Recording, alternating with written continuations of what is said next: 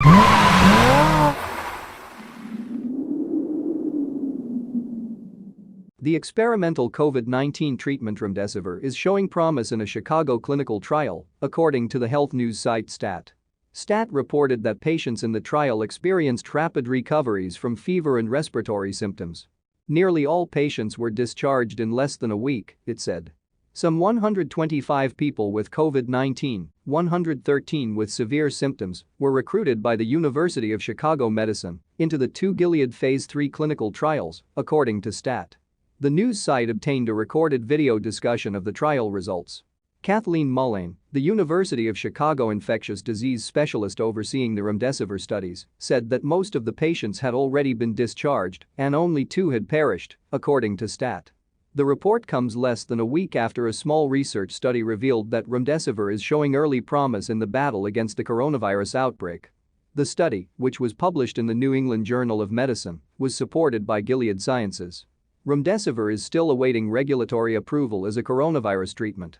The antiviral was previously used to treat Ebola patients and has been garnering massive attention as the world scrambles to contain the coronavirus pandemic. Experts, however, have warned that people should not take drugs unless prescribed by a doctor. Remdesivir is one of a number of drugs in the spotlight as the U.S. tries to contain the pandemic. In a press conference last month, President Trump and Food and Drug Administration (FDA) Commissioner Drive Stephen Hahn described several approaches under testing, such as chloroquine, a drug long used to treat malaria, and remdesivir. In an open letter published last week, Gilead CEO Daniel O'Day explained that 7 clinical trials have been set up to determine whether remdesivir is a safe and effective treatment for COVID-19.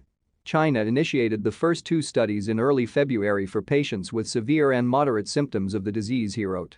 Since then, an additional 5 trials have been initiated around the world.